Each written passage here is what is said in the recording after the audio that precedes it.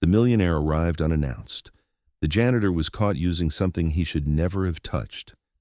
Silence settled in the grand lobby of the Wilshire Tower, thick and suffocating. I don't know where you're listening from. Maybe you're sweeping a hallway, checking the cameras, or locking the building doors for the night. It doesn't matter what time it is, but I promise, today's story will shake your heart. The polished marble floors of the Wilshire Tower reflected the sterile glow of crystal chandeliers that hung like frozen tears from the vaulted ceiling. Each morning, as Los Angeles awakened with its symphony of traffic and ambition, the building stood as a monument to wealth and power. 37 floors of gleaming glass and steel that pierced the smoggy sky like a silver blade.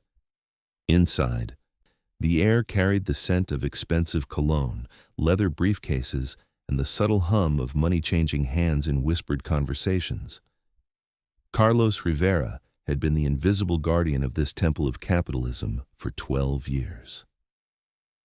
At 58, his weathered hands told the story of a man who had worked every day since he was 14, first in the orange groves of Riverside, then in the factories of East L.A., and finally here, among the millionaires who never looked him in the eye. His uniform was always spotless, pressed with the care of a man who understood that dignity came not from what you owned, but from how you carried yourself. The name tag pinned to his chest read simply, Carlos. No last name needed for someone society deemed replaceable.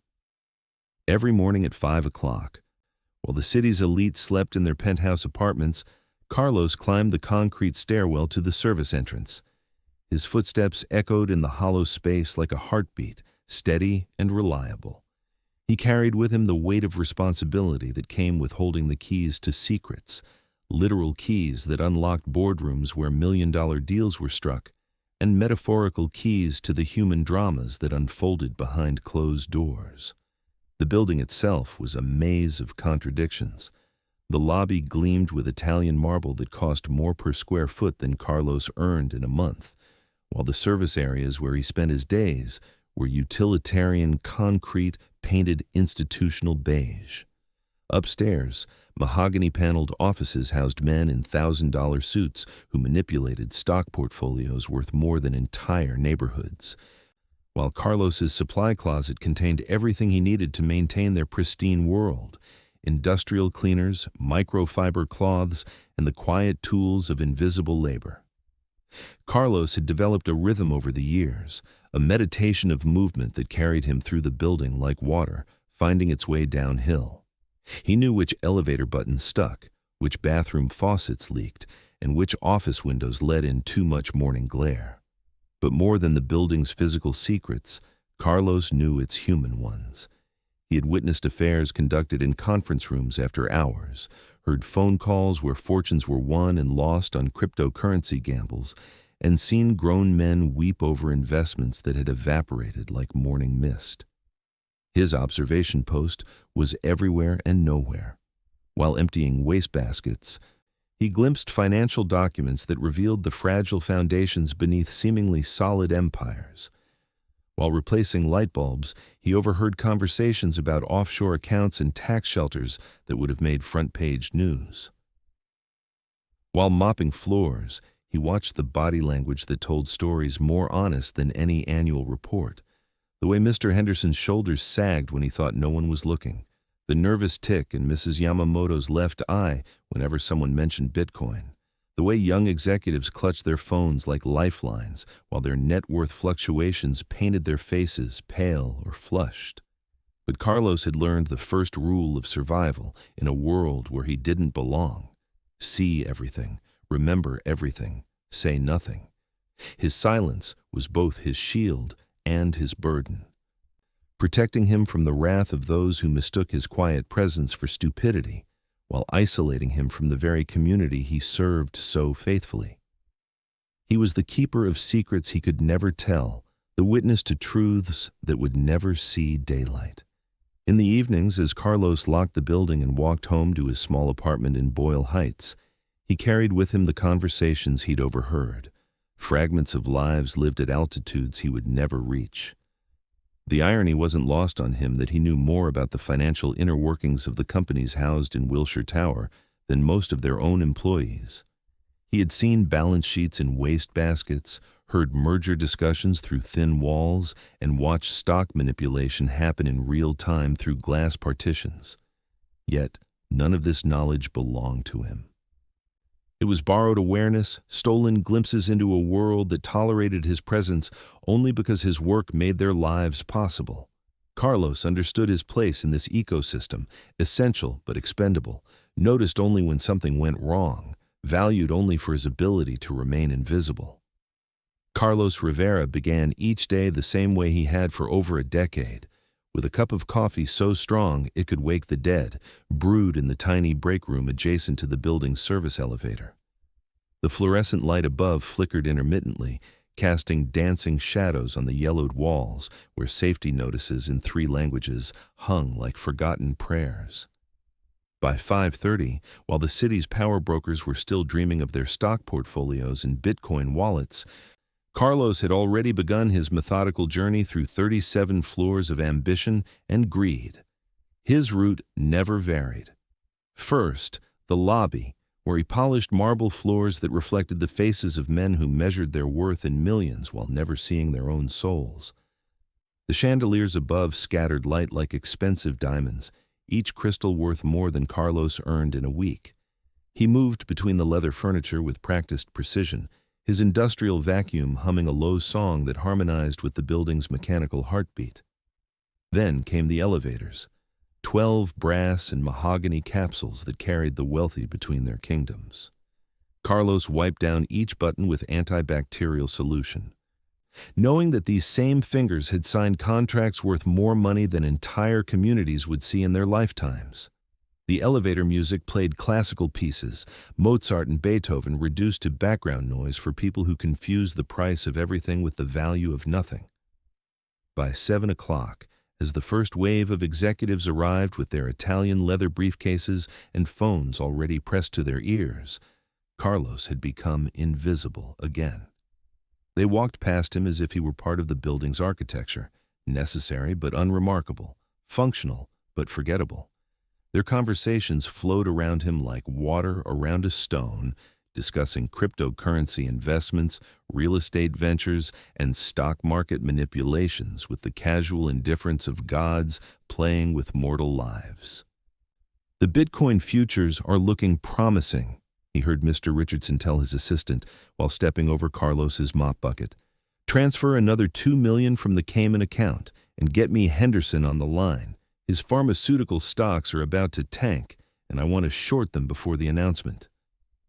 Carlos continued mopping, his face a mask of professional neutrality, while his mind filed away another piece of information he would never be able to use. This was his gift and curse, perfect recall for details that belonged to other people's fortunes. In the afternoons, Carlos serviced the executive floors where the real money lived and breathed. Office suites that cost more to furnish than most people's homes, where Persian rugs worth 6 figures cushioned the steps of men who had never known hunger. Behind mahogany doors, he glimpsed computer screens displaying net worth calculations that fluctuated by tens of thousands of dollars while he watched. The irony burned like acid in his chest. These men worried about losing what Carlos had never dreamed of having, while Carlos worried about keeping what they considered pocket change. Robert Chandler's office occupied the entire 37th floor, a monument to accumulated wealth that could have fed small nations. Floor-to-ceiling windows overlooked Los Angeles like the eyes of a god, while authentic Monet paintings gazed down at a desk where billion-dollar decisions were made between sips of coffee that cost more per cup than Carlos's hourly wage. Carlos had cleaned this office for years, moving around its treasures like a ghost in a museum. He knew every detail, the way afternoon light painted golden rectangles on the Persian rug, how the leather-bound books on the shelves were arranged more for show than study, the subtle cologne that lingered in the air long after Chandler had left. But most importantly, Carlos knew the hiding places. Rich men, he had learned, were paranoid creatures. They trusted banks and safes, But they also hid things in plain sight: documents tucked behind picture frames, USB drives disguised as fountain pens, backup hard drives masquerading as paperweights. Carlos had seen it all while emptying trash bins and dusting surfaces, though he had never touched anything that wasn't his to clean. That was until the day he found the loose panel. It happened on a Tuesday afternoon, while Carlos was replacing a burned-out bulb in Chandler's reading lamp. As he moved the lamp slightly, his shoulder brushed against the walnut paneling behind Chandler's desk. A section gave way slightly, revealing itself to be a cleverly concealed access panel. Behind it, Carlos glimpsed the edge of something, a manila envelope wedged into the wall cavity. For 12 years, Carlos had maintained perfect integrity. He had seen secrets worth millions, heard conversations that could topple governments, and witnessed corruption that would have made headlines worldwide. Yet he had never once violated the trust that came with his invisible status. But something about that envelope called to him. Perhaps it was the way it seemed forgotten, abandoned in its hiding place like a message in a bottle waiting for the right person to find it. Or maybe it was the growing weight of all the secrets he carried, the endless accumulation of other people's sins that pressed down on his soul like stones. Carlos looked around the empty office, his heart pounding with an unfamiliar rhythm. The security cameras couldn't see behind Chandler's desk. The executive floors were empty, except for him. With hands that trembled for the first time in years, Carlos reached into the hidden compartment and withdrew the envelope. Inside was a handwritten letter, dated 3 months earlier, addressed to someone called M.R. The handwriting was shaky, desperate, and as Carlos read the contents, he understood why. It was a confession, a detailed account of embezzlement, money laundering, and fraud that reached from Wilshire Tower into the highest levels of city government. The letter's author, someone identified only as DK, claimed to have evidence of cryptocurrency manipulation, real estate fraud, and investment schemes that had stolen millions from pension funds and charitable organizations. But more chilling than the crimes described was the letter's final paragraph. I know they suspect me. By the time you read this, I'll be gone. The evidence is in the place we discussed. Remember, the key opens more than doors. It opens the truth.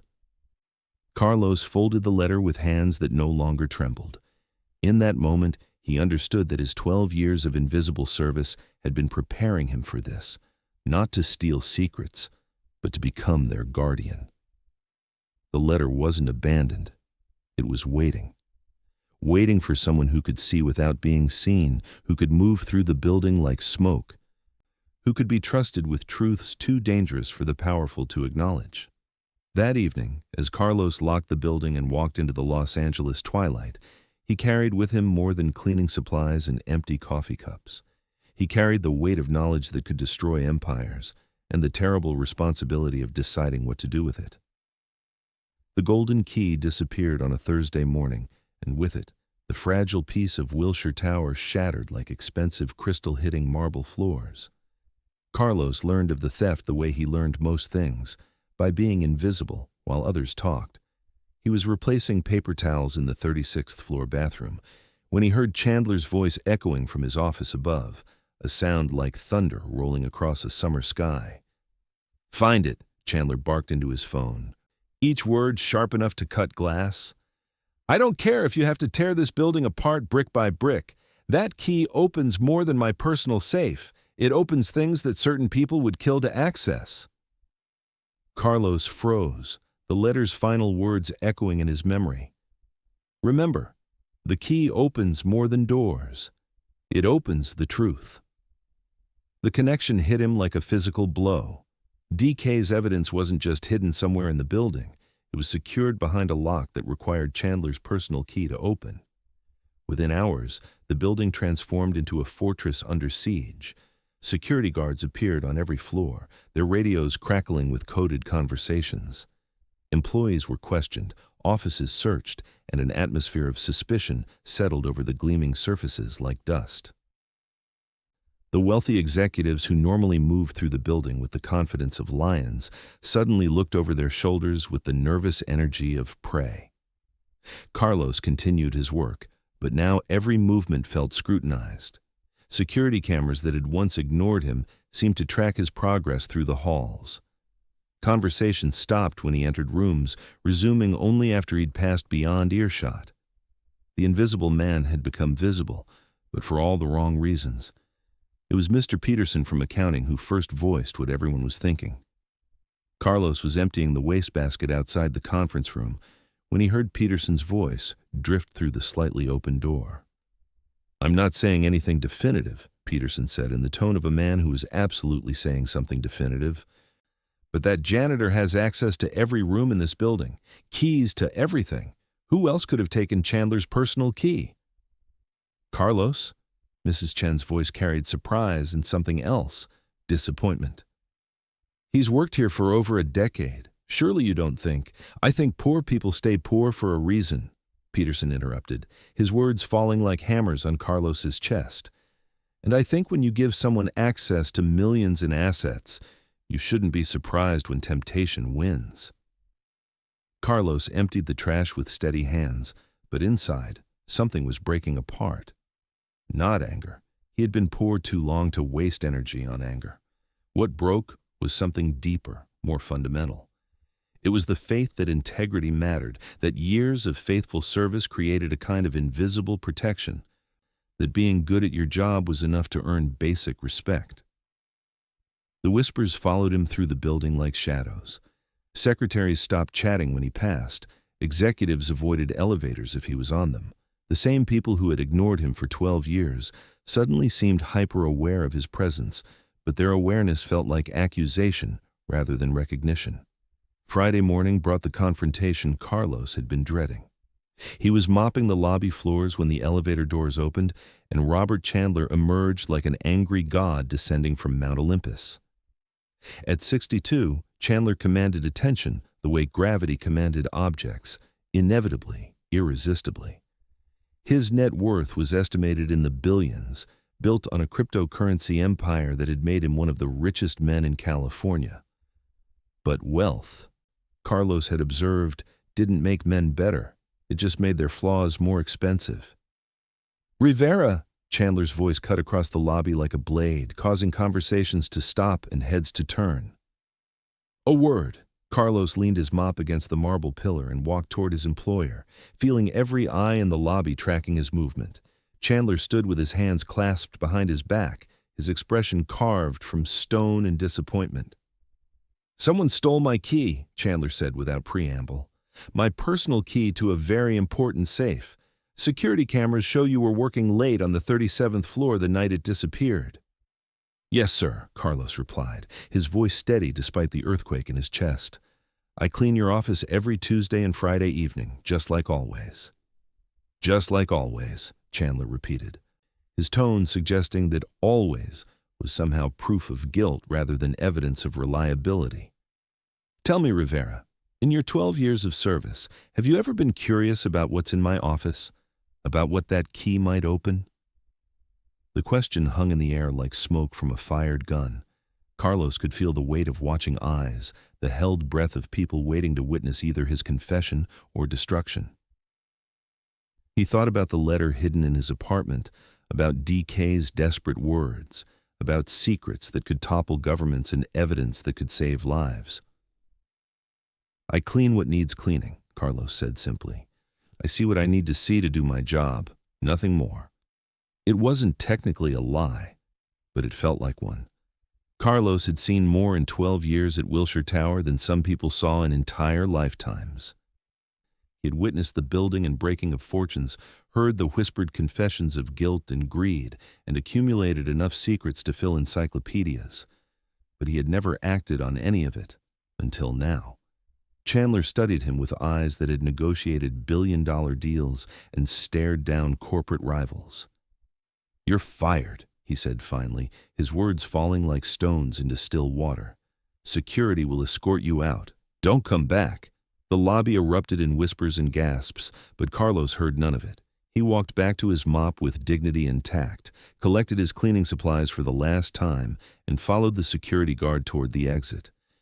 As he passed through the gleaming lobby where he had begun each day for over a decade, Carlos carried with him more than personal belongings. He carried the truth. And sometimes, he reflected as the glass doors of Wilshire Tower closed behind him forever, the truth was the most valuable thing a poor man could possess. That night, in his small apartment in Boyle Heights, Carlos spread DK's letter on his kitchen table and read it again by the light of a single lamp. The author's desperation seemed to reach across time and space, connecting with his own sense of injustice. Somewhere in Wilshire Tower, evidence waited behind a lock that required the golden key to open, evidence that could save innocent people and expose the guilty. But the key was still missing, and Carlos Rivera was now just another unemployed janitor in a city full of broken dreams. The city of Los Angeles had a way of swallowing unemployed janitors whole, digesting them into statistics and forgotten faces that haunted bus stops and unemployment lines. For 6 months after his dismissal from Wilshire Tower, Carlos Rivera learned this lesson with the bitter precision of personal experience. He took whatever work he could find, night shifts at office buildings in Koreatown, weekend cleaning at medical facilities in Westwood, day labor jobs that paid cash and asked no questions.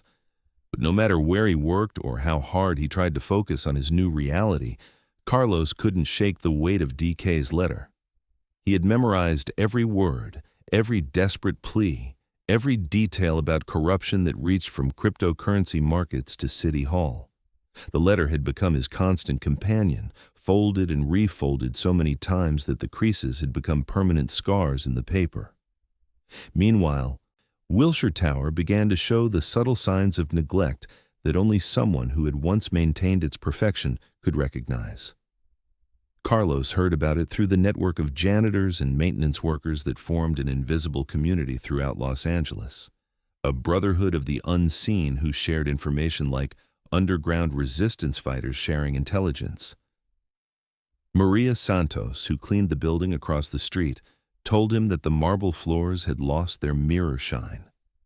Jose Morales, who serviced the coffee machines in the financial district, mentioned that Wilshire Tower's executives seemed more stressed than usual, their conversations peppered with words like crisis and containment. Even Patricia Delgado, who worked nights at the parking garage beneath the tower, noticed that fewer luxury cars occupied the executive spaces. "Something's wrong over there," Patricia told Carlos during a chance encounter at the bus stop on Wilshire Boulevard. "The big shots are staying later, leaving earlier, and they all look like men who've seen their net worth evaporate faster than morning fog." Carlos absorbed this information with the attention of a detective gathering evidence. Through his network of invisible workers, he began to piece together a picture of an empire under siege. Chandler's cryptocurrency investments had taken massive hits when the market crashed in the spring. Several of his real estate ventures had been exposed as fraudulent schemes, triggering federal investigations. The stock portfolio that had once cushioned his billions was hemorrhaging value like a severed artery. But it was Sophia Lane who provided the most revealing intelligence. She had been Chandler's ambitious young assistant when Carlos worked at the tower, the kind of woman who wore her MBA like armor and spoke about quarterly projections with religious fervor. Sophia had once looked at Carlos the way people look at furniture, necessary but unremarkable, functional but forgettable. Yet she found him on a Tuesday evening in September, waiting outside his apartment building in Boyle Heights, like a lost soul seeking absolution. She looked smaller somehow, diminished by months of what Carlos recognized as moral exhaustion. Her expensive suit couldn't hide the weight loss, and her carefully applied makeup couldn't mask the dark circles under her eyes. "Mr. Rivera," she said, his surname a formality she had never bothered with when he was just the janitor. "I need to talk to you." They sat in Carlos's tiny kitchen, sharing coffee that cost more per pound than Sophia's monthly car payment, but tasted like redemption to both of them. The apartment was clean but sparse, a reflection of a man who owned little but maintained everything he touched with dignity. "The building is falling apart without you," Sophia admitted, her voice carrying the strain of months spent watching perfection crumble. "But that's not why I'm here," She paused, gathering courage like a person preparing to jump from a great height. "I think you were set up. I think someone wanted you to be blamed for the missing key because they knew you were the only person honest enough to never actually take it." Carlos set down his coffee cup with hands steady enough to perform surgery. "What makes you think that?" "Because I found out who really has it." Sophia reached into her purse and withdrew a small recording device, the kind used for dictating memos and capturing meetings. "Mr. Davidson, the chief financial officer. He's been stealing money from the company for years, converting assets to cryptocurrency and moving them to offshore accounts. The key opens a safe deposit box where he keeps backup drives with all the evidence of his embezzlement." The pieces fell into place with the satisfying click of a puzzle being solved. Davidson was DK, the desperate author of the letter Carlos had found. But instead of fleeing like he'd planned, Davidson had decided to frame someone else for the theft while keeping the key himself, ensuring that his evidence remained secure while he continued his embezzlement. "Why tell me this?" Carlos asked, though he suspected he already knew the answer. Sophia's laugh was bitter as burned coffee. "Because guilt is a terrible companion. Because watching an innocent man be destroyed while the guilty prophet makes you complicit in their crimes. Because you were the only person in that building who never lied about who they were." Over the following weeks, Sophia became Carlos's unlikely ally in a campaign for justice that felt like David preparing to face Goliath. She provided inside information about company operations, recorded conversations that revealed the scope of Davidson's fraud, and helped Carlos understand the complex web of cryptocurrency manipulation and real estate schemes that had been bleeding Chandler's empire dry. But their amateur investigation also attracted dangerous attention. Davidson had apparently noticed Sophia's changed behavior and begun taking countermeasures. Security cameras were installed in new locations, computer systems were upgraded with tracking software, and employees were subjected to random questioning about their loyalties and activities. The breaking point came when Carlos's apartment was burglarized, though nothing was taken except his sense of safety. The message was clear: stop digging or face escalating consequences.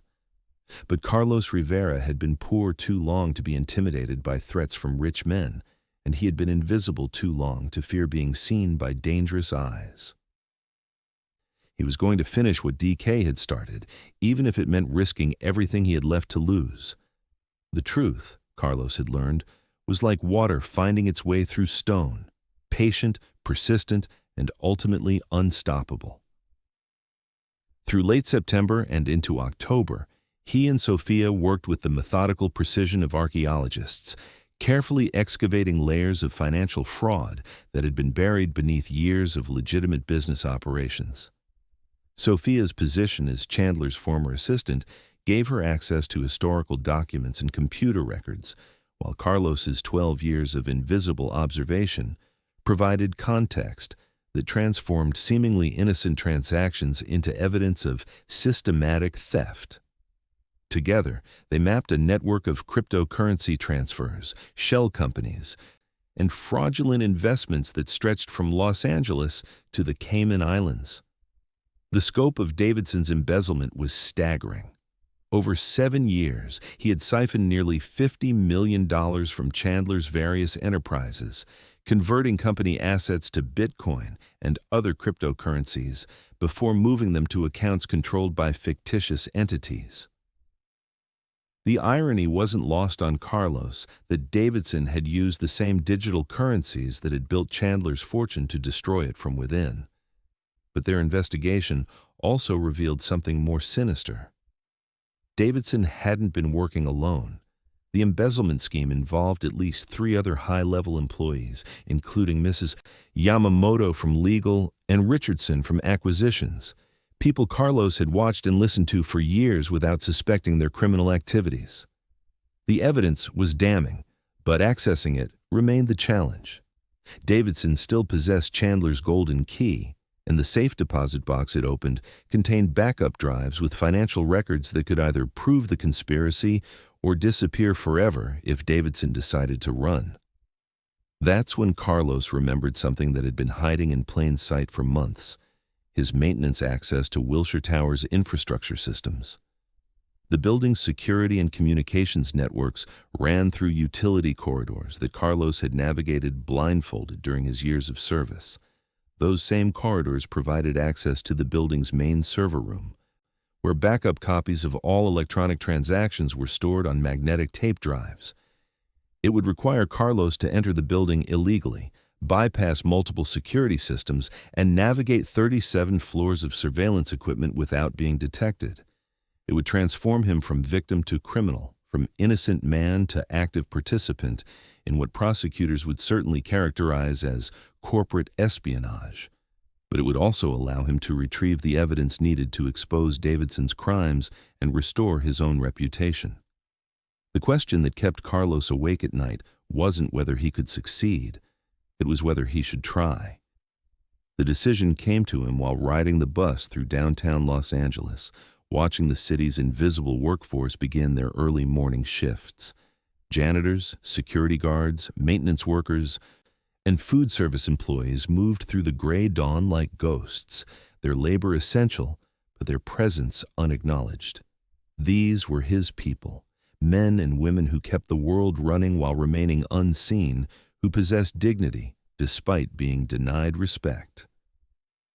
Carlos realized that his fight wasn't just about clearing his name or getting revenge against Davidson.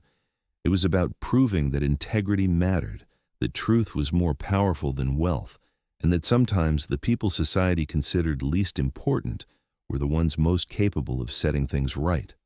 On a foggy Tuesday morning in late October, Carlos Rivera put on his old Wilshire Tower maintenance uniform and walked through the service entrance like a man reporting for work. The security guard didn't recognize him. Staff turnover was high in jobs nobody wanted, and Carlos's face had become forgettable again after months of unemployment. He carried a toolbox filled with legitimate maintenance equipment and one very illegal listening device Sophia had acquired through her own network of corporate contacts. His plan was simple in concept, but terrifying in execution. Enter the server room, copy the relevant financial records to portable drives, and plant the listening device in Davidson's office to record any incriminating conversations. The server room was exactly as Carlos remembered, a climate-controlled cathedral of humming machines that processed millions of dollars in daily transactions. Working in the semi-darkness with hands that hadn't forgotten their muscle memory, Carlos located the backup tape drives and began transferring 7 years of financial data to high-capacity storage devices.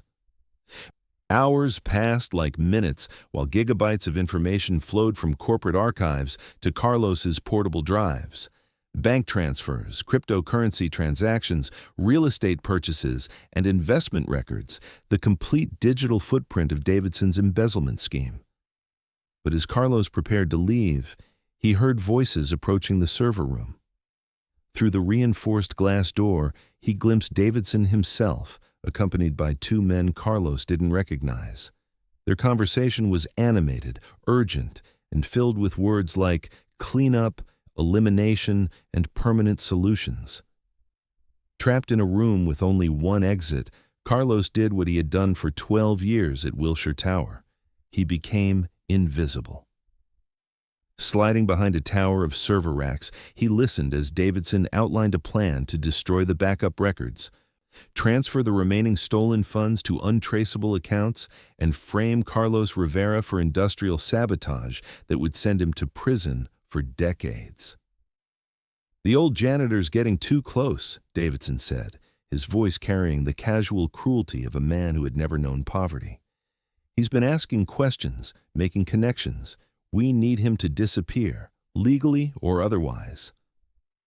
Carlos waited in the darkness, holding his breath while Davidson's associates discussed methods of character assassination and legal destruction that would have impressed medieval inquisitors. When they finally left, Carlos remained hidden for another 30 minutes, ensuring they were truly gone. But now he faced a moral calculus that went beyond simple justice. Davidson wasn't just planning to steal money, he was planning to destroy an innocent man's life to cover his crimes. The evidence Carlos had gathered could save himself, but only if he could get it to the right people before Davidson's permanent solutions were implemented. Walking out of Wilshire Tower that morning, Carlos carried with him more than stolen data. He carried the power to expose a conspiracy that reached from cryptocurrency markets to City Hall, the ability to prove his innocence and restore his dignity, and the terrible responsibility of using that power wisely. The Golden Key had started this story, but Carlos Rivera was going to finish it. And when he did, the invisible man would finally be seen. Justice, Carlos discovered, was like developing a photograph in a darkroom. The truth emerged slowly, requiring patience, precision, and the right chemical combination to transform hidden images into undeniable reality. Through November, he worked with Sophia to build an airtight case against Davidson and his co-conspirators, using the financial records he had retrieved from Wilshire Tower's server room. The data told a story of breathtaking greed and systematic betrayal. Davidson had begun small, stealing thousands rather than millions, testing Chandler's oversight systems like a burglar checking window locks. When he discovered that the cryptocurrency boom had created reporting gaps and regulatory blind spots, Davidson had scaled up his operations exponentially. The scheme worked by exploiting the volatile nature of digital currency markets. Davidson would purchase Bitcoin or Ethereum using company funds, then report the transactions as failed investments when market prices dipped. But instead of actually losing the money, he transferred the cryptocurrencies to wallets he controlled, eventually converting them back to dollars and moving the proceeds to offshore accounts. Over 7 years, this process had become increasingly sophisticated. Davidson created shell companies with legitimate-sounding names like Pacific Digital Ventures and California Crypto Solutions, complete with fake employees, fabricated business addresses, and fraudulent tax filings. These entities served as intermediaries, laundering stolen funds through multiple transactions that made the money virtually untraceable. But Davidson's masterpiece was his manipulation of Chandler's real estate investments. He convinced his boss to purchase properties at inflated prices from companies Davidson secretly controlled, then used cryptocurrency transactions to funnel the excess payments back to himself. The buildings were real, the purchases were legal, but the prices had been artificially inflated to camouflage massive theft. Carlos studied these transactions with the focus of a scholar translating ancient manuscripts. Each fraudulent deal represented months of salary he would never earn. Each stolen Bitcoin was worth more than his annual income. Yet the numbers had become abstract, symbols of corruption rather than measures of wealth. What made the evidence compelling wasn't just its scope, but its documentation. Davidson had kept meticulous records, apparently believing that his digital crimes were too complex for detection. Every transaction had been logged, every false investment carefully tracked, every fraudulent transfer recorded with the precision of a man who confused thoroughness with security. But Carlos knew that evidence without credibility was worthless, and his word alone wouldn't be enough to convince authorities. He needed corroboration from someone inside the system, preferably someone whose reputation and position made their testimony unimpeachable. That someone turned out to be Margaret Reeves, Chandler's personal attorney, and the one person in Wilshire Tower who had never looked through Carlos as if he were invisible. A woman in her 60s with silver hair and steel principles, Reeves had built her career on corporate law and her reputation on absolute integrity. Sophia arranged the meeting, using her remaining connections to schedule what appeared to be a routine legal consultation, but was actually a clandestine briefing on corporate fraud. They met in Reeves's downtown office on a rainy Thursday evening, surrounded by law books and the faint scent of jasmine tea. Carlos had prepared for skepticism, condescension, or outright disbelief. Instead, he found himself facing a woman whose sharp eyes suggested she'd been waiting for this conversation longer than anyone suspected. "Mr. Rivera," Reeves said after reviewing the first batch of financial documents, "how long have you known Robert was being robbed blind?" The question caught Carlos off guard. "I suspected something was wrong, but I only found solid evidence recently." Reeves smiled grimly. "I've suspected Davidson for 2 years, but couldn't prove anything. The man is brilliant at covering his tracks, or was until he got greedy." She gestured at the papers spread across her desk. "This documentation is extraordinary. Where did you get it?" Carlos explained his investigation with the factual precision of a man accustomed to giving testimony under oath. He described finding DK's letter, being framed for stealing the golden key, losing his job, and eventually gathering the evidence that proved both his innocence and Davidson's guilt. But as he spoke, Carlos watched Reeves's expression change from professional interest to personal outrage. When he finished, she sat in silence for several minutes, processing information that would reshape everything she thought she knew about her clients and colleagues. "You understand," she said finally, "that what you're describing isn't just embezzlement. It's a conspiracy that involves multiple felonies, wire fraud, money laundering, tax evasion, and possibly racketeering. The penalties could include decades in federal prison." Carlos nodded. "I understand the stakes, but I also understand that innocent people are being hurt while guilty people profit. That has to count for something." Reeves studied him with eyes that had cross-examined hostile witnesses and negotiated billion-dollar agreements. "You could have used this information for blackmail. You could have demanded money to keep quiet or sold it to Chandler's competitors. Instead, you brought it to his attorney. Why?" The answer came from a place deeper than strategy or calculation. "Because I'm not a criminal, Ms. Reeves. I never was. I'm just a man who cleans buildings and pays attention to details. But I've learned that sometimes the people nobody notices are the ones who see everything clearly."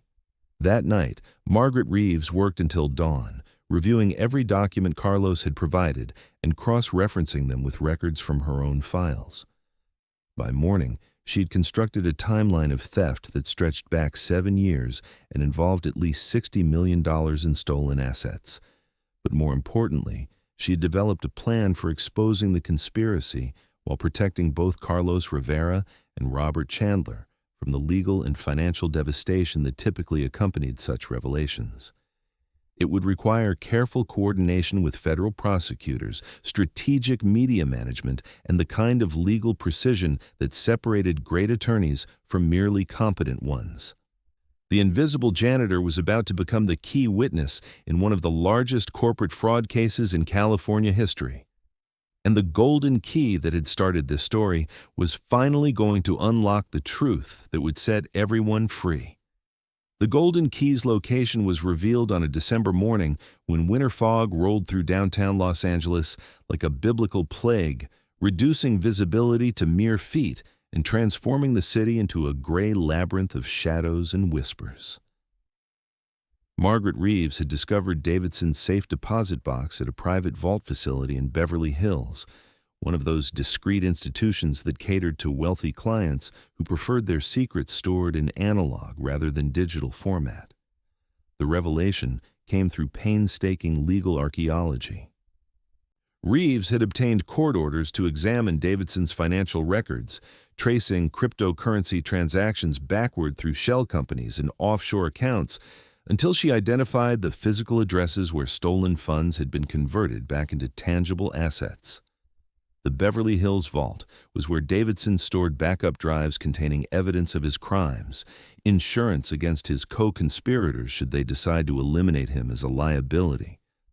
But accessing that evidence required the golden key that Davidson had stolen from Chandler's office, and Davidson had become increasingly paranoid about surveillance. He varied his routes, changed his schedule randomly, and employed electronic countermeasures that made conventional tracking impossible. That's when Carlos suggested using the city's invisible infrastructure against Davidson. The network of maintenance workers, security guards, and service personnel who moved through Los Angeles like blood cells through arteries, noticed by no one but seeing everything. Through his contacts in the janitorial community, Carlos learned that Davidson frequented a particular coffee shop in Santa Monica, arriving every Tuesday morning at precisely 8 o'clock for a cryptocurrency investment meeting with clients who preferred conducting business away from corporate offices. The coffee shop employed Maria Gonzalez, a woman Carlos had known for 15 years, who cleaned office buildings at night and served espresso during the day to make ends meet. Maria agreed to help, not because she understood the legal complexities involved, but because she understood something simpler. Carlos Rivera was a good man being persecuted by rich people who thought their wealth made them untouchable.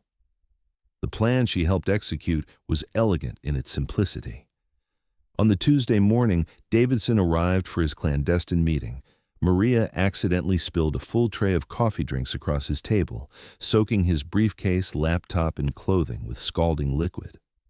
While Davidson screamed about dry cleaning bills and property damage, Carlos's nephew Miguel, a teenager with nimble fingers and flexible morals, lifted Davidson's keychain during the chaos and made detailed photographs of each key before returning it to Davidson's pocket. The photographs were sufficient for a locksmith to create duplicates, and by Thursday evening, Margaret Reeves possessed legal copies of keys that could open Davidson's safe deposit box. But she also possessed something more valuable, probable cause for a search warrant that would make whatever they found admissible in court. The raid happened on a Friday morning, conducted by FBI agents who specialized in financial crimes and approached their work with the methodical precision of auditors armed with arrest warrants. Carlos wasn't present for the actual search. Civilians weren't allowed in active crime scenes, but Sophia provided real-time updates through encrypted text messages that read like dispatches from a war zone. The safe deposit box contained exactly what Carlos had predicted: backup drives with 7 years of financial records, cryptocurrency wallet passwords, offshore account information, and detailed instructions for laundering stolen funds through digital currency exchanges. But it also contained something nobody had expected: a complete record of bribes paid to city officials, state regulators, and federal bureaucrats who had facilitated Davidson's schemes. The scope of corruption was breathtaking. Davidson had purchased silence from building inspectors who ignored fire safety violations, bribed planning commissioners who approved fraudulent real estate developments, and paid consulting fees to the adult children of politicians who controlled regulatory oversight of cryptocurrency markets. But the most damaging evidence was a recorded conversation between Davidson and Chandler himself, where Chandler explicitly authorized the use of creative accounting methods to minimize tax liability and explore offshore opportunities for asset protection. The recording didn't prove Chandler's knowledge of outright theft, but it demonstrated his willingness to tolerate questionable practices that made Davidson's crimes possible. Within hours of the FBI raid, news of the investigation leaked to financial media outlets that specialized in corporate scandal and regulatory drama. Headlines screamed about cryptocurrency conspiracy, janitor's justice, and the invisible whistleblower who brought down billions. Carlos found himself thrust into spotlight he had spent 12 years avoiding, fielding calls from reporters who wanted quotes about integrity and camera crews who needed visual metaphors for David defeating Goliath. But the attention felt surreal, disconnected from the quiet man who had simply tried to do his job with dignity and ended up exposing one of the largest financial frauds in state history. The media narrative that emerged was both accurate and incomplete. Carlos Rivera became the honest janitor who single-handedly exposed corporate corruption, while Davidson and his co-conspirators were portrayed as greedy executives who stole from their boss while framing an innocent worker. But Carlos knew the story was more complex than headlines could capture. Davidson wasn't just greedy, he was desperate. The financial pressure of maintaining an executive lifestyle on an executive salary, combined with the temptation of managing other people's digital fortunes, had created a perfect storm of rationalization and criminal escalation. Similarly, Chandler wasn't just a victim of employee theft. He was complicit in creating a corporate culture that prioritized results over methods, profits over people, and growth over governance. His willingness to ignore red flags and authorize questionable practices had enabled Davidson's crimes while providing legal cover for systematic abuse. The truth, Carlos realized, was that everyone involved had been both victim and perpetrator, innocent and guilty, damaged and damaging. Justice wouldn't restore lost innocence or repair broken trust. It would simply establish consequences and create opportunities for redemption. And redemption, Carlos was about to discover, came in forms he had never imagined possible. Robert Chandler's empire began crumbling on a Monday morning in January, when federal prosecutors announced a comprehensive indictment that read like a catalog of white-collar crime, wire fraud, money laundering, tax evasion, bribery, and conspiracy charges that carried potential sentences measured in decades rather than years. The cryptocurrency markets that had built his fortune became instruments of his destruction, as investigators traced every fraudulent transaction through blockchain networks that preserved permanent records of Davidson's theft. But the legal charges were only the beginning of Chandler's fall. His stock portfolio hemorrhaged value as investors fled companies associated with scandal. Real estate ventures collapsed when partners discovered they had unknowingly participated in money laundering schemes. Banking relationships evaporated when financial institutions realized their due diligence had missed massive fraud. Within weeks, Chandler's net worth decreased from billions to millions, then from millions to hundreds of thousands, as legal fees consumed what assets hadn't been frozen by federal investigators. The penthouse apartment overlooking Los Angeles was sold to pay attorneys. The collection of luxury cars disappeared into bankruptcy auctions. The private jet was grounded by regulatory authorities pending investigation of its financing. But perhaps most devastating was the social exile that accompanied financial ruin. Former business partners avoided his calls. Country club memberships were quietly revoked. Charitable organizations removed his name from donor walls and returned contributions that might be tainted by criminal proceeds. Carlos watched this destruction unfold from his small apartment in Boyle Heights, reading newspaper accounts of Chandler's downfall with emotions that surprised him.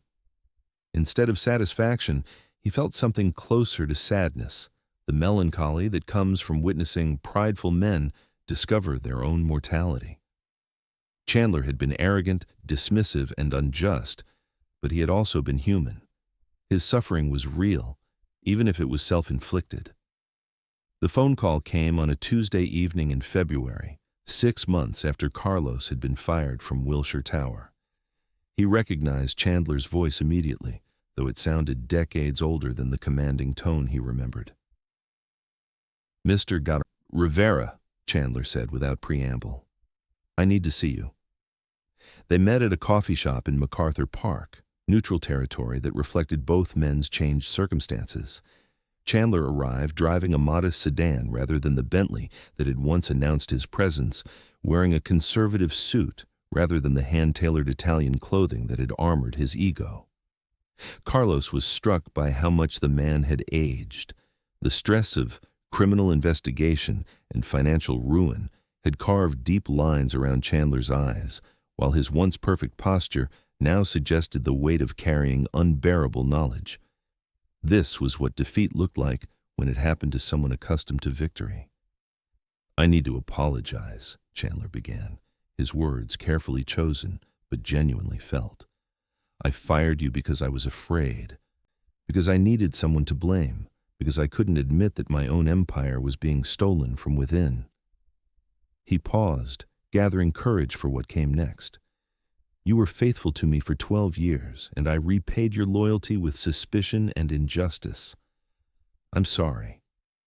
Carlos studied the man who had destroyed his employment and reputation with a few casual words. Forgiveness, he had learned, wasn't about approving of past behavior. It was about refusing to let past behavior control future possibilities. "I accept your apology," Carlos said simply. But Chandler wasn't finished. "I also need your help. The prosecutors are offering me a plea agreement, reduced charges in exchange for cooperation against Davidson and the city officials who took bribes. But they want character witnesses, people who can testify that I'm capable of redemption rather than just punishment." The request was audacious in its irony. The man who had publicly humiliated Carlos was asking his victim to publicly defend him. The employer who had fired an innocent worker was seeking support from that same worker to avoid prison. Yet Carlos found himself considering the request seriously. Not because Chandler deserved help, but because helping him might serve justice more effectively than abandoning him to prosecutors who saw only crimes rather than human complexity. "What would you want me to say?" Carlos asked. Chandler's answer revealed months of self-reflection and genuine remorse. That I was capable of learning from mistakes, that I had employees who served me faithfully because they believed I was fundamentally decent despite my flaws. That the man who committed these crimes isn't the same man sitting here asking for mercy. The conversation continued for nearly 2 hours, moving from legal strategy to personal revelation to philosophical reflection on the nature of justice and redemption. Carlos learned that Chandler had been donating his remaining assets to organizations that helped victims of financial crime. He discovered that Chandler had been attending therapy sessions to address the psychological roots of his need to control and dominate others. But most importantly, Carlos recognized something he had never seen before: genuine humility.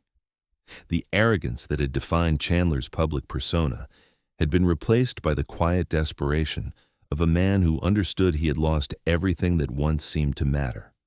When they parted that evening, Carlos had agreed to provide a character witness statement for Chandler's sentencing hearing, not because the request was reasonable, but because mercy was sometimes more powerful than justice, and redemption was possible for anyone willing to acknowledge their own humanity. The invisible janitor was about to become visible in a courtroom, speaking truth about power, forgiveness about pride, and hope about the possibility that even the most fallen could rise again. The federal courthouse in downtown Los Angeles wore dignity like expensive clothing: marble floors that reflected fluorescent lighting with solemn beauty, mahogany paneling that absorbed whispers and transformed them into echoes, and an atmosphere of institutional gravity that made even casual conversations feel like sworn testimony. Carlos Rivera had never imagined himself in such a setting, yet here he stood on a March morning, preparing to address a federal judge about the character of the man who had destroyed his reputation and livelihood. The courtroom was packed with reporters, prosecutors, defense attorneys, and curious observers drawn by the unusual spectacle of a janitor providing character testimony for a billionaire cryptocurrency mogul. The media had transformed Carlos's story into a modern parable: the humble servant who exposed corruption, then offered forgiveness to the master who had wronged him. But Carlos understood that the reality was more complex than newspaper headlines could capture. Justice wasn't just about punishment or vindication.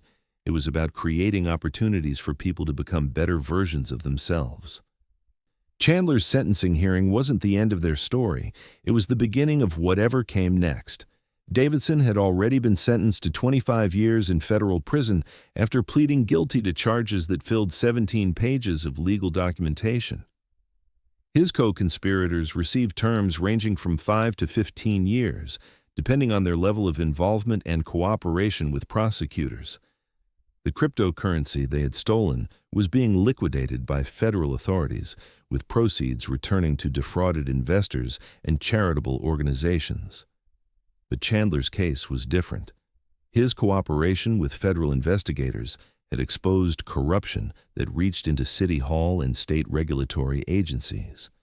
His testimony had led to additional indictments and convictions that served the broader interests of justice. While he was undeniably guilty of enabling Davidson's crimes through negligent oversight and willful ignorance, he had also demonstrated genuine remorse and meaningful efforts at restitution. When Carlos's name was called, He walked to the witness stand with the same steady pace he had once used to cross Wilshire Tower's marble lobby. The oath he swore felt familiar, a promise to tell the truth that he had been honoring informally for 12 years of invisible service. "Mr. Rivera," the defense attorney began, "you worked for Mr. Chandler for over a decade.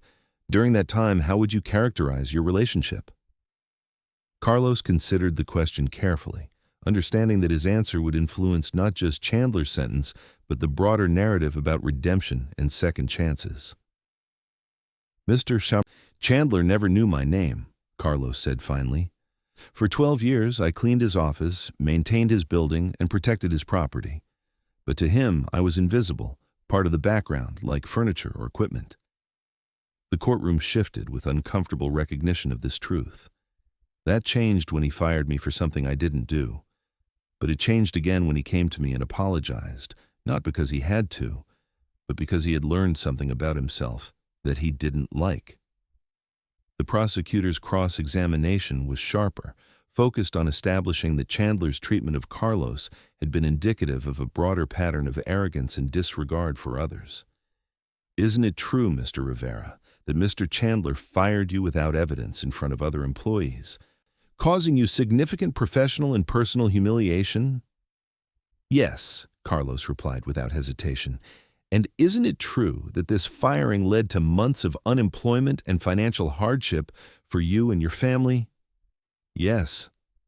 "Given that experience, why are you here speaking on Mr. Chandler's behalf?" Carlos' pause was longer this time, not because he didn't know the answer, but because he wanted to express it precisely. "Because holding on to anger would have made me the kind of person I never wanted to become. Because forgiveness isn't about forgetting what happened.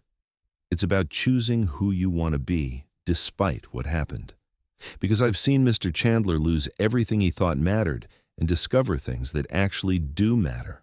The prosecutor pressed further. "What evidence do you have that Mr. Chandler has genuinely changed, rather than simply expressing convenient remorse because he was caught?" Carlos thought about their conversations in the coffee shop, about Chandler's donation of his remaining assets to victims' compensation funds, about the man's obvious struggles with guilt and shame. "I've spent my life watching people when they think nobody's looking," Carlos said. "I've seen the difference between performance and authenticity. Mr. Chandler's remorse isn't performance, it's the real thing, painful, humbling, transformative." When testimony concluded, Judge Patricia Morrison took a brief recess before announcing Chandler's sentence.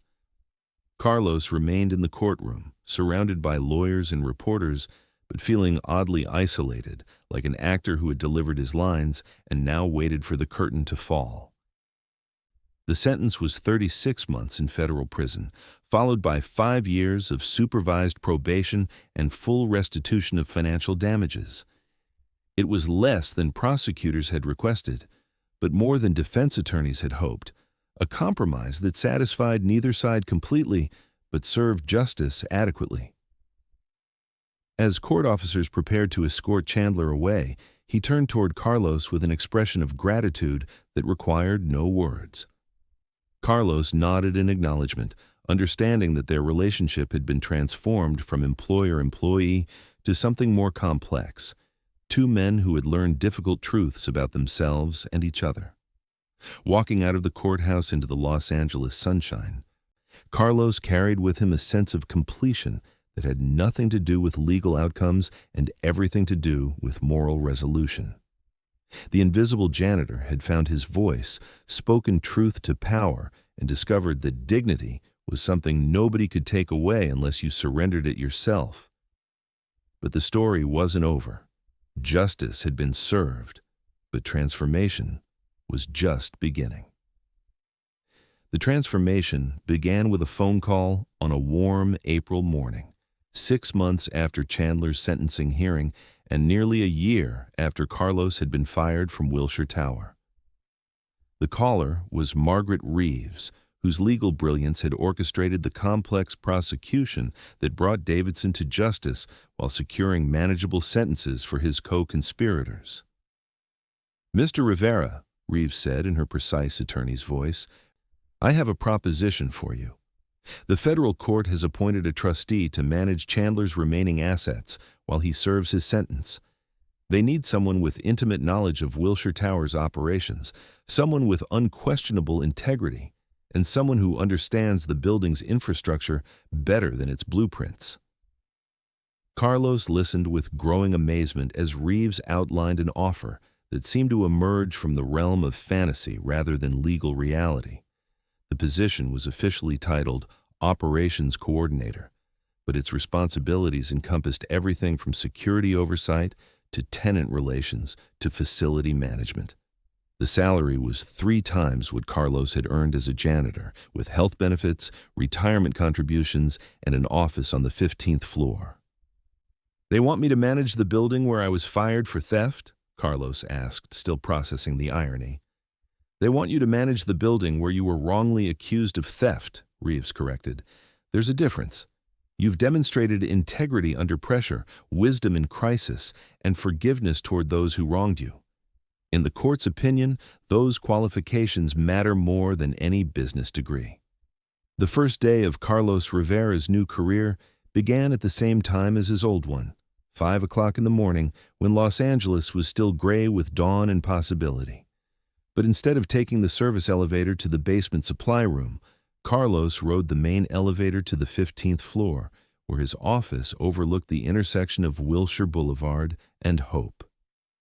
The irony wasn't lost on him that he now supervised the same maintenance staff he had once worked alongside, managed the same security systems he had once serviced, and oversaw the same wealthy tenants who had once looked through him as if he were invisible. But the position came with moral challenges that janitorial work had never presented.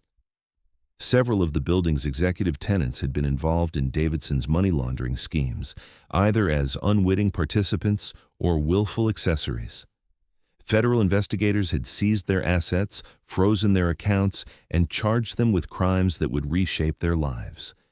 Yet they remained in Wilshire Tower during the legal proceedings, creating an atmosphere of fear, resentment, and barely concealed hostility.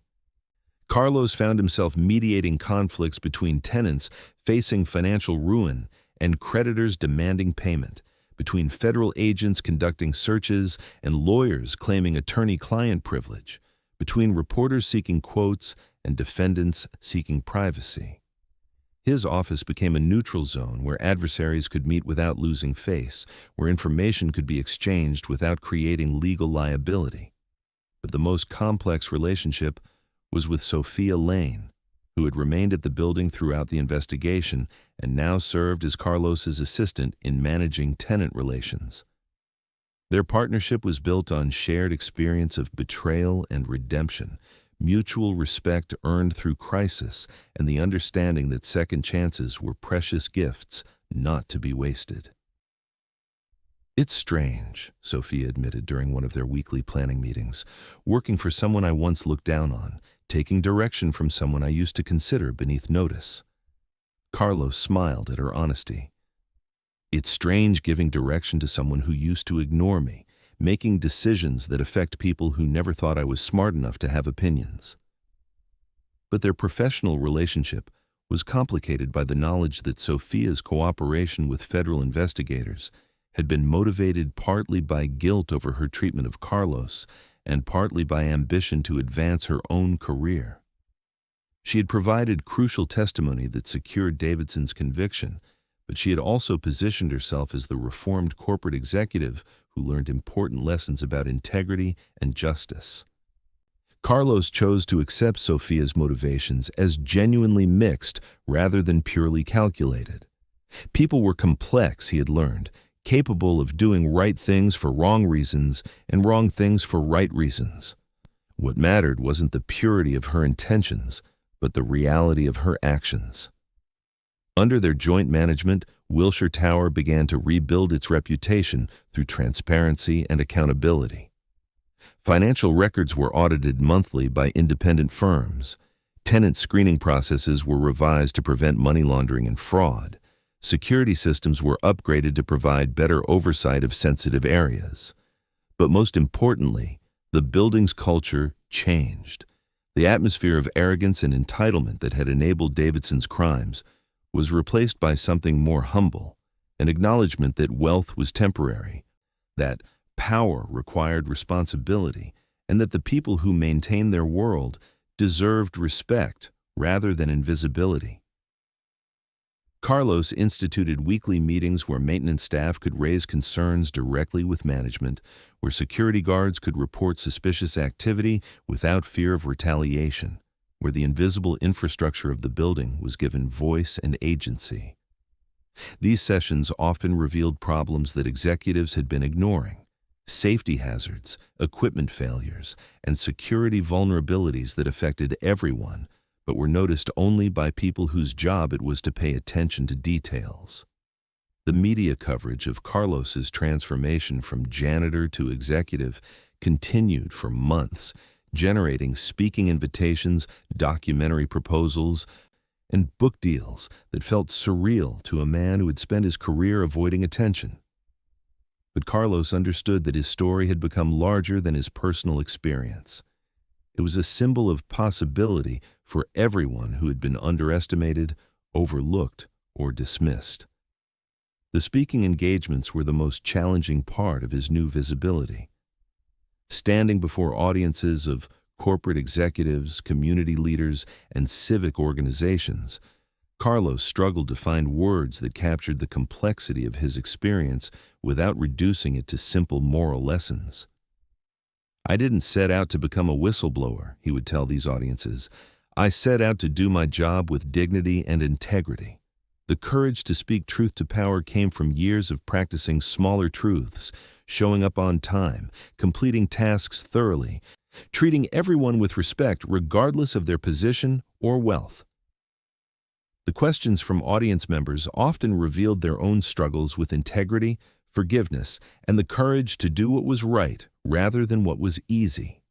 Carlos found himself serving as an informal counselor for people facing ethical dilemmas in their own careers, offering perspective that came from a lifetime of being underestimated and overlooked. But perhaps the most meaningful recognition came from sources that had no connection to media attention or public acclaim. Letters arrived from janitors, security guards, and maintenance workers around the country who had read about Carlos's story and found hope in his example. They shared their own experiences of being invisible, being blamed for others' mistakes, and maintaining dignity despite disrespect. "You showed us that our work matters," wrote Maria Santos from Houston. "That cleaning buildings and emptying trash and keeping things running isn't just a job. It's a service that makes everything else possible." These letters reminded Carlos of his true purpose and the responsibility that came with his platform. His transformation from janitor to executive wasn't just a personal success story. It was evidence that society's assumptions about worth and wisdom were often wrong, that integrity was more valuable than credentials, and that the people society overlooked often saw things most clearly. But transformation, Carlos was learning, was an ongoing process rather than a destination. Each day brought new challenges, new opportunities to choose between expedience and principle, new tests of whether success would change him into someone he didn't want to become. The golden key that had started this story had unlocked more than Davidson's safe deposit box. It had opened doors to possibilities Carlos had never imagined existing. 3 years after the federal courthouse testimony that had marked his transition from victim to vindicator, Carlos Rivera stood in his 15th floor office, watching the Los Angeles sunrise paint Wilshire Boulevard in shades of gold and possibility. The city below hummed with its eternal rhythm of ambition and struggle, but the view from above provided perspective that only came with elevation, both literal and metaphorical. Wilshire Tower had been transformed under Carlos's stewardship, but the changes went deeper than improved management practices or enhanced security protocols. The building had become a symbol of second chances, proof that organizations could learn from failure and emerge stronger for having faced their own darkness. The tenant roster now reflected this commitment to integrity. Companies that prioritized ethical business practices and transparent operations had replaced the speculative ventures and questionable enterprises that had flourished under Chandler's more permissive management.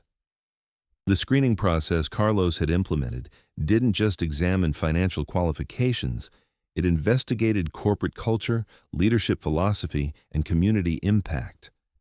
But the most significant change was invisible to casual observers, yet fundamental to daily operations: the integration of maintenance and security perspectives into management decisions. The people who cleaned offices now sat on the building's safety committee. Security guards participated in tenant relations meetings.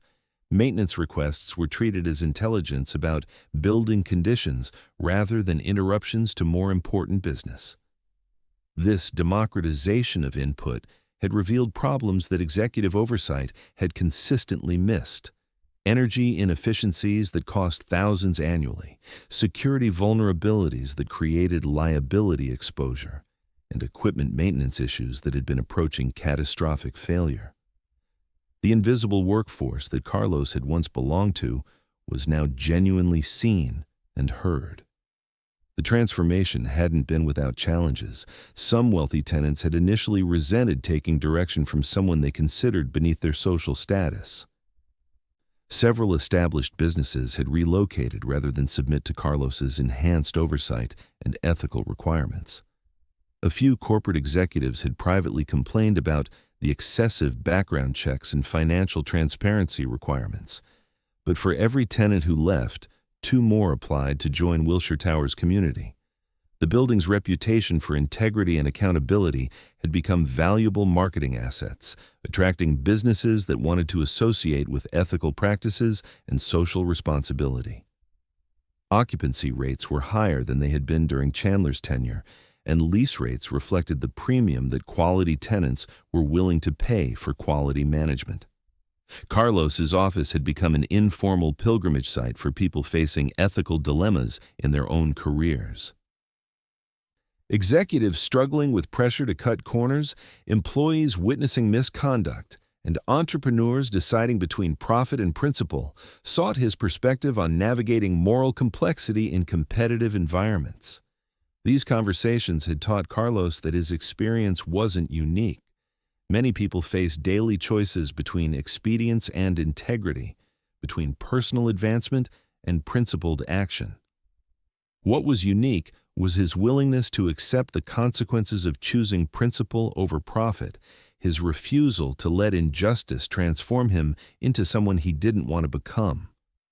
The speaking circuit had evolved from telling his story to helping others write their own.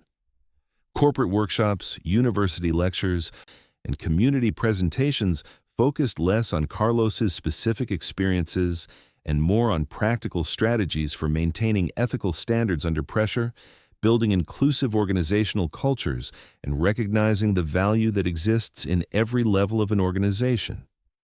But perhaps the most meaningful development was the scholarship program Carlos had established using his increased income and speaking fees.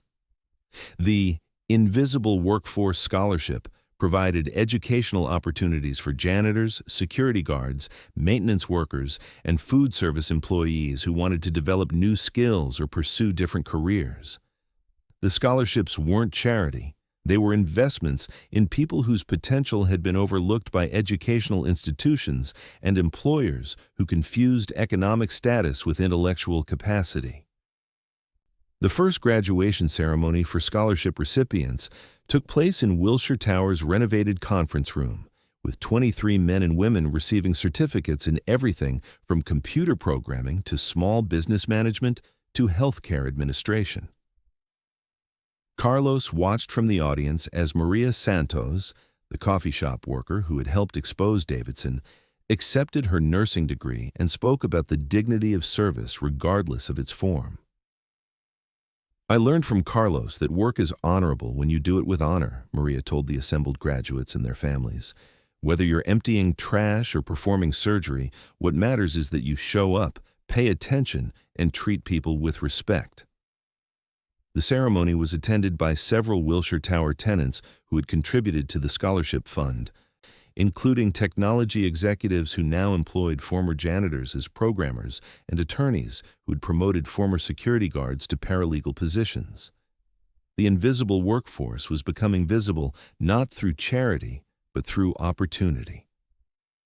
Robert Chandler was released from federal prison on a Thursday morning in November, having served 28 months of his 36-month sentence with credit for good behavior and completion of financial fraud education programs. Carlos met him at the prison gates in Lancaster, driving the same modest sedan he had purchased with his first Wilshire Tower paycheck. The drive back to Los Angeles was initially quiet, both men processing the strangeness of their reversed positions. Chandler was now the one facing unemployment and reduced circumstances, while Carlos managed the building where Chandler had once reigned like a financial emperor. "I've been thinking," Chandler said as they reached the city limits, "about what I want to do next. Prison gives you time to reflect on what actually matters versus what you thought mattered." Carlos glanced at the man who had once fired him with casual cruelty, and now spoke with the humility that came from losing everything except the opportunity to start over. "What conclusion did you reach?" "That I want to work for you," Chandler said simply. "Not because I need charity, but because I need to learn things you understand that I never did. About service, about integrity, about recognizing value in people I used to overlook." The offer surprised Carlos, but it also felt like the completion of a circle that had been drawn 3 years earlier in a coffee shop, where their reversed roles had first become apparent. "What makes you think I have a position available?" Carlos asked with a slight smile. "Because I know you've been looking for someone to develop community outreach programs, and I know that my connections, the ones who haven't completely disowned me, could be useful for building bridges between Wilshire Tower and charitable organizations that need what we can provide." The conversation continued through downtown traffic and up the elevator to Carlos's office, where they spent the afternoon discussing possibilities, obstacles, and the terms under which former emperors might serve in kingdoms they once ruled. By sunset, they had reached an agreement that satisfied both practical needs and symbolic justice. Chandler would join Wilshire Tower as community relations coordinator, working to connect building resources with local charities, developing programs that provided employment opportunities for ex-offenders, and using his experience with financial crime to help other organizations strengthen their internal controls.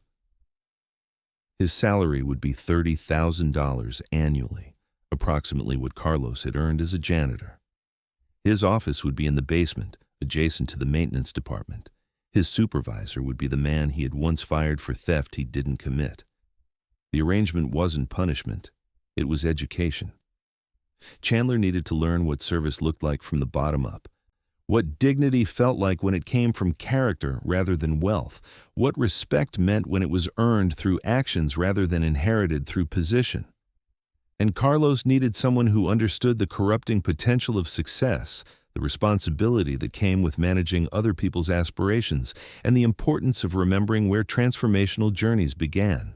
On a warm December evening, as Los Angeles settled into its rhythm of neon and dreams, Carlos Rivera locked the doors of Wilshire Tower for the first time in 3 years.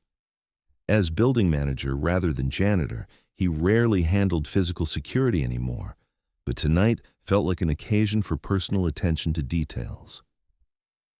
Walking through the marble lobby, he reflected on the journey that had brought him from invisibility to recognition, from victim to leader, from observer to actor in the great American drama of crime and redemption. The golden key that had started this story had unlocked more than Davidson's secrets. It had revealed the power of integrity to transform individuals, organizations, and communities. The building around him hummed with the quiet efficiency of systems working properly, relationships functioning ethically, and people treating each other with dignity regardless of their position in organizational hierarchies. It wasn't perfect, human institutions never were, but it was better. Better in ways that could be measured in improved employee satisfaction, increased tenant retention, and reduced legal liability. Better in ways that couldn't be measured but could be felt in the atmosphere of mutual respect that now characterized daily operations. Carlos thought about the conversation he had had earlier that day with a young janitor named David Kim, a college graduate working night shifts to pay off student loans while sending applications to engineering firms that hadn't yet responded. David reminded Carlos of himself at that age, intelligent, observant, and invisible to the executives whose offices he cleaned. But David's experience would be different. Carlos had ensured that evening maintenance staff were included in monthly building meetings, that their observations about tenant activities were taken seriously by security personnel, and that educational advancement was supported through flexible scheduling and tuition assistance. David wouldn't spend 12 years being invisible. He would spend 12 months gaining experience while preparing for the career he deserved. This was Carlos's legacy, not the transformation of his own circumstances, which was ultimately just one man's story, but the transformation of organizational culture that would affect thousands of people over decades. The invisible workforce that had once been ignored now had voice, agency, and opportunity. Their perspectives helped solve problems, their insights prevented crises, and their dignity was recognized as inherent rather than earned. The city beyond Wilshire Tower continued its eternal dance of ambition and disappointment, success and failure, crime and redemption. But within these walls, something had changed. Power was still power, money was still money, but they served different masters now. Masters who understood that true wealth came from community, that real success meant lifting others up, and that the most valuable assets in any organization were people who showed up every day with integrity and tact. Carlos Rivera had learned that respect wasn't granted by position, it was earned through character. Wisdom didn't require expensive education, it came from paying attention to details others missed. And justice wasn't about punishment or revenge, it was about creating opportunities for everyone to become better versions of themselves. The golden key that had started this journey now rested in Carlos's desk drawer, returned to him by federal investigators after the case was closed. It had become a symbol of the secrets that organizations keep, the corruption that thrives in darkness, and the power of ordinary people to illuminate truth with extraordinary courage. But it was also a reminder that locked doors were meant to be opened, hidden things were meant to be revealed, and invisible people were meant to be seen. And have you ever felt invisible while holding everything together? Have you swept floors while listening to conversations that revealed more than their speakers intended? Have you been blamed for problems you didn't create and denied credit for solutions you provided? Tell me your story in the comments. Share the moments when you felt overlooked but knew you were essential, when your quiet observations revealed important truths, when your integrity was tested by people who confused wealth with worth. If Carlos Rivera's journey from invisibility to recognition touched something in your heart, leave a like and subscribe so this story reaches others who also deserve to be seen. Share it with the maintenance worker who knows every secret in the building, the security guard who watches everything but says nothing, the housekeeper who sees what families hide from each other. For more stories about dignity triumphing over arrogance, ordinary people revealing extraordinary courage, and the power of integrity to transform entire organizations, tap the podcast link. These stories matter because they remind us that heroism doesn't require capes or credentials. It just requires showing up, paying attention, and refusing to let others' blindness make you invisible to yourself. Thank you for walking this path with Carlos Rivera, from the basement supply closets to the executive offices, from wrongful accusations to righteous vindication. Remember, sometimes the people others overlook hold the keys that unlock the most important truths. We'll see you in the next story, where ordinary people discover their extraordinary power to change the world simply by refusing to accept that things have to stay the way they've always been. Because the most dangerous person in any corrupt system isn't the one who shouts the loudest. It's the one who watches quietly, remembers everything, and acts when action serves justice rather than revenge. Stay strong, stay visible, and never forget, Your work matters, your voice matters, and you matter.